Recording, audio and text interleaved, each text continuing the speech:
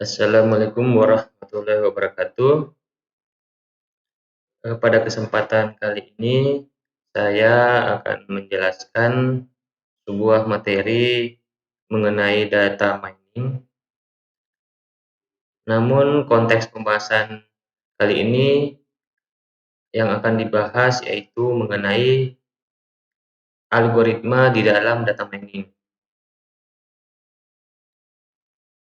Paparan ini merupakan salah satu tugas kuliah saya di Universitas Handayani, Makassar, pada program Pascasarjana Sistem Komputer yang saat ini sedang saya ikuti. Saya Zulfahmi Badwi dengan NIM 2021 130023.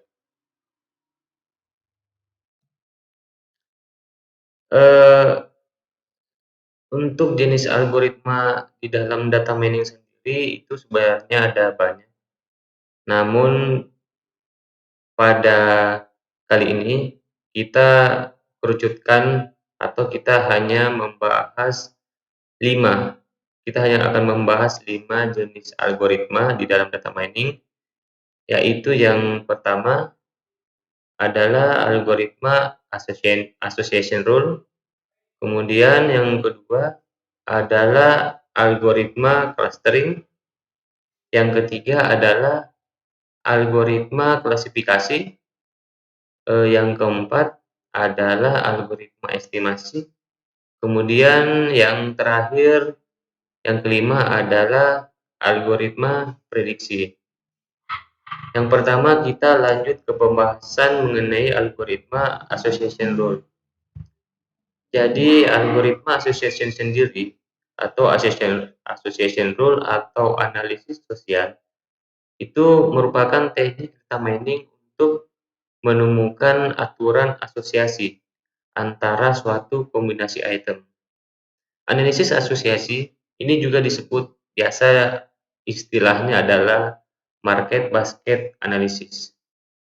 Adapun contohnya di sini atau study case-nya yaitu di dalam suatu supermarket atau pasar itu kita ingin mengetahui seberapa jauh sih orang-orang ini membeli celana dan juga secara bersamaan juga membeli sabuk atau gesper.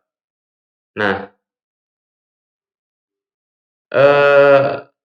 di dalam algoritma association rule ini itu terdapat 2 parameter yang digunakan untuk mengukur atau aturan asosiatif itu sendiri. Yang pertama yaitu support atau nilai penunjang, yaitu merupakan persentase atau kombinasi item tersebut di dalam database.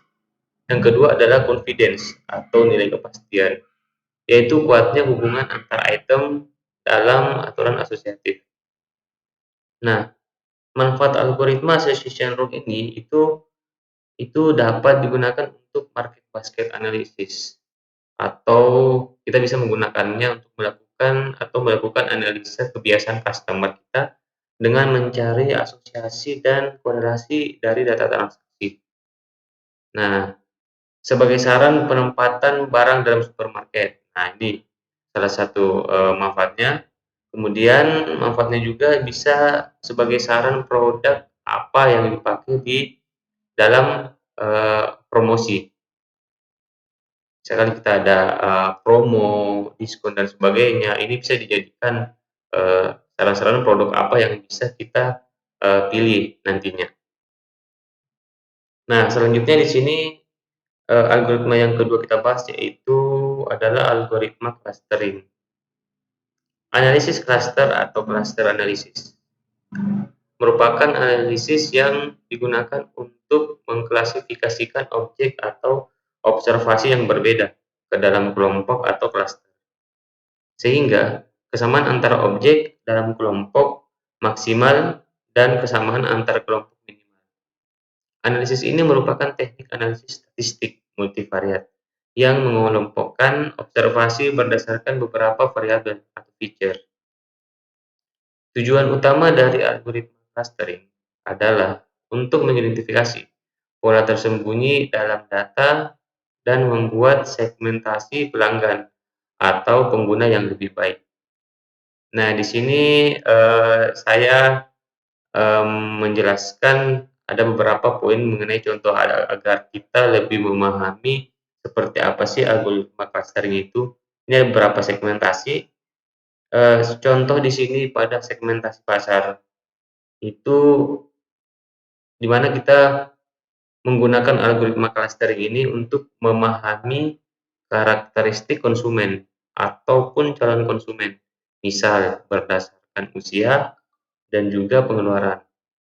Nah, contoh yang selanjutnya kita ambil dari aspek segmentasi gambar.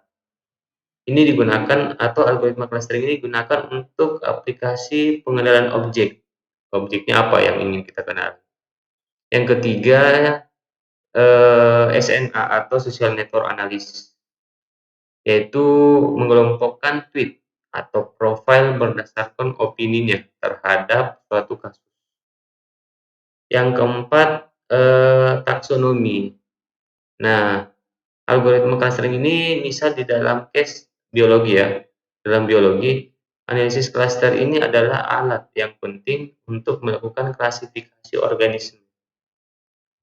Dan yang terakhir, contohnya di sini yang saya sebutkan, di mana kita melihat dari aspek medis, yaitu kita dapat melakukan identifikasi pasien yang memiliki penyakit dengan penyebab yang sama, atau pasien yang harus menerima pengobatan yang sama.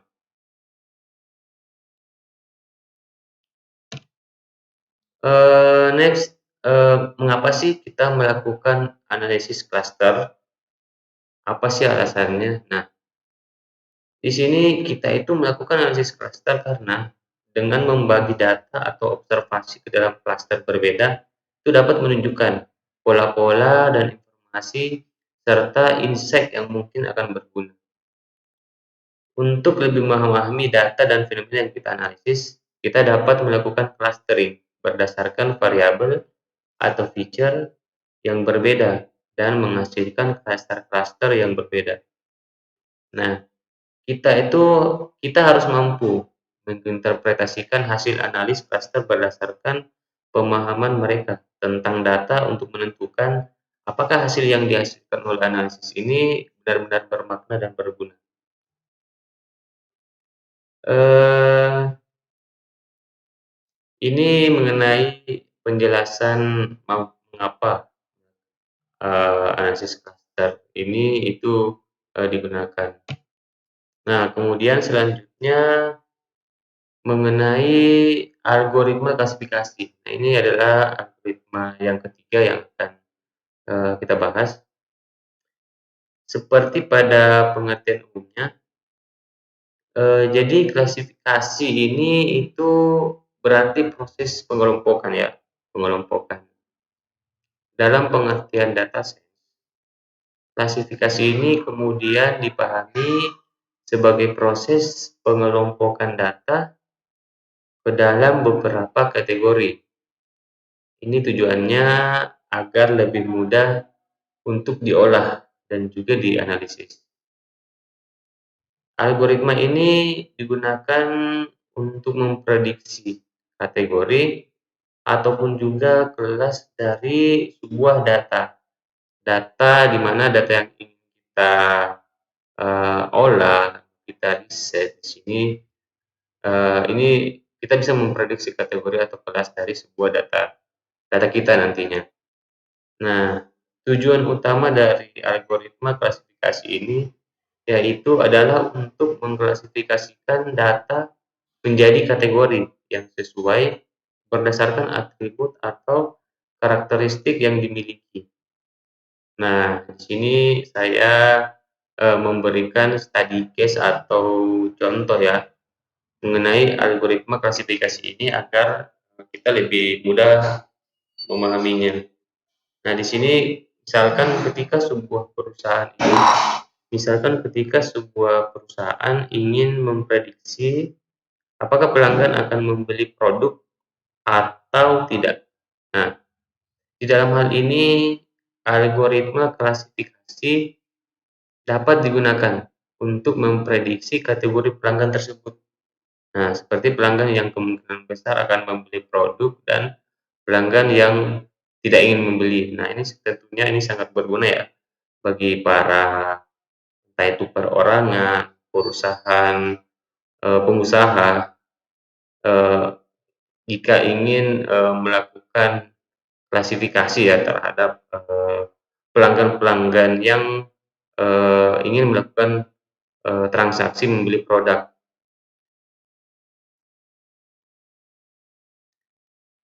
Masih di algoritma klasifikasi, jadi ada beberapa tipe-tipe algoritma klasifikasi di sini. Ini ada 3. Pertama yaitu content based classification. Klasifikasi tipe 1 ini itu berbasis konten.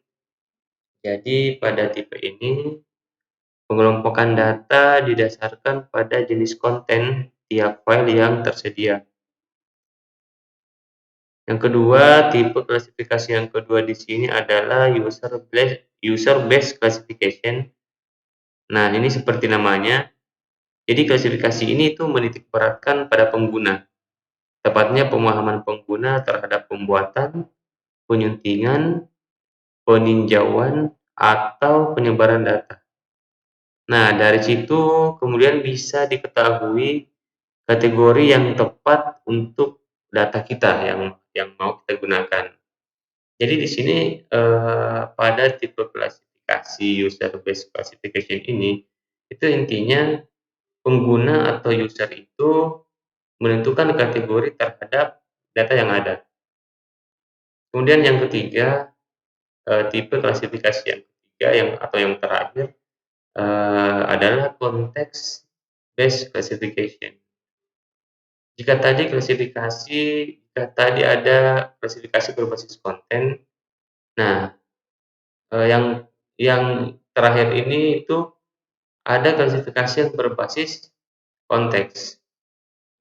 Nah, artinya apa? Proses pengelompokan di sini mengandalkan konteks yang melekat pada data. Misalnya, ini lokasi atau jenis aplikasi yang kita gunakan dan bahkan pencipta data itu sendiri di sini. Jadi, eee, klasifikasinya di sini kita itu adalah berbasis konteks itu sendiri.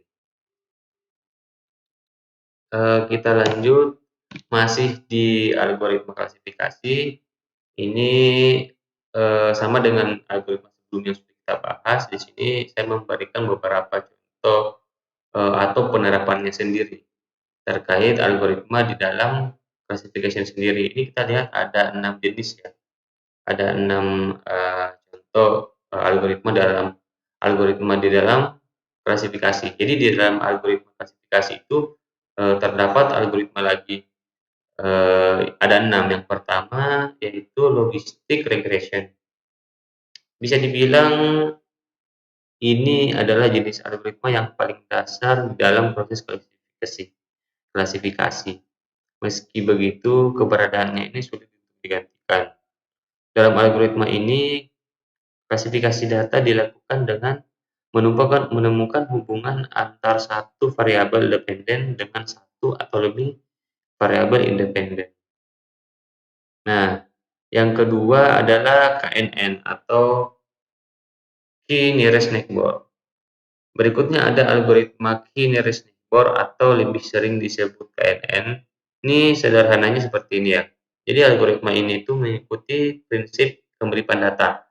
Jadi kita melakukan eee, prinsip-prinsip kita pencocokan data atau kemiripan data.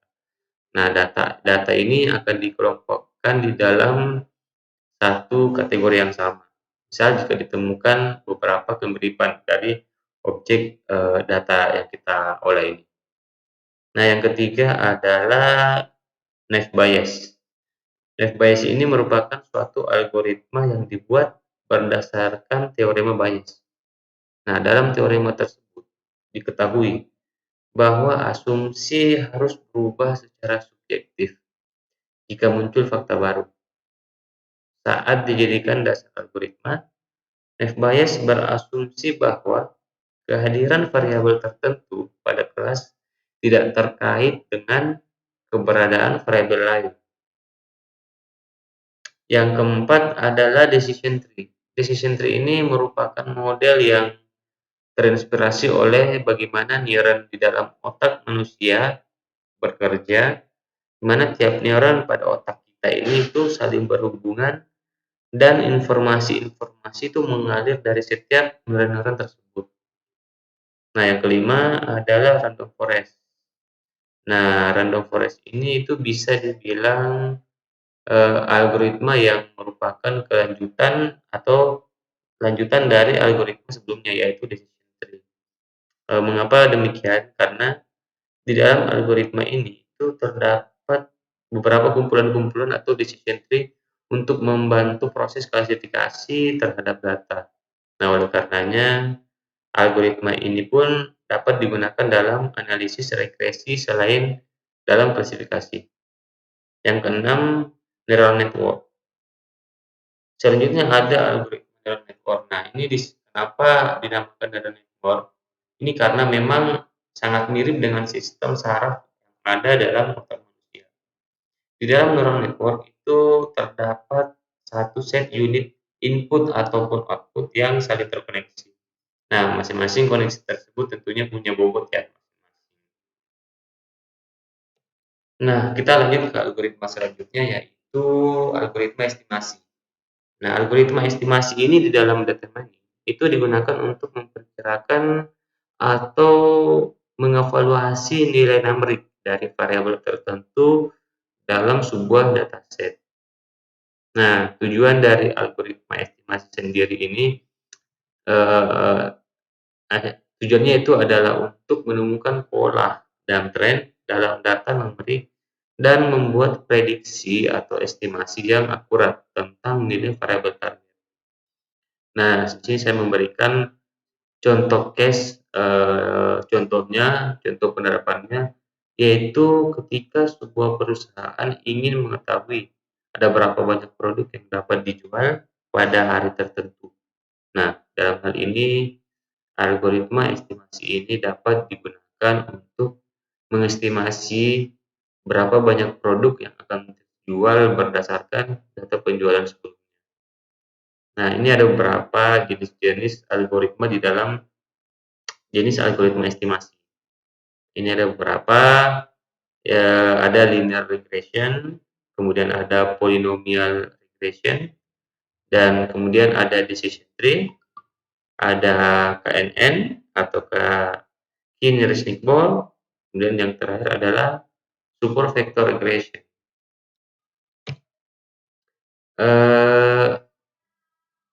Eh, yang pertama linear regression, algoritma ini digunakan untuk memperkirakan hubungan linear antara dua atau lebih variabel numerik.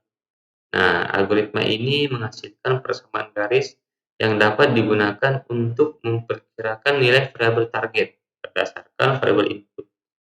Yang kedua, polynomial regression. Algoritma ini digunakan untuk memperkirakan hubungan antar dua atau lebih variabel numerik dengan menggunakan persamaan polinomial. Algoritma ini dapat digunakan untuk memodelkan hubungan yang lebih kompleks antara variabel input dan variabel target.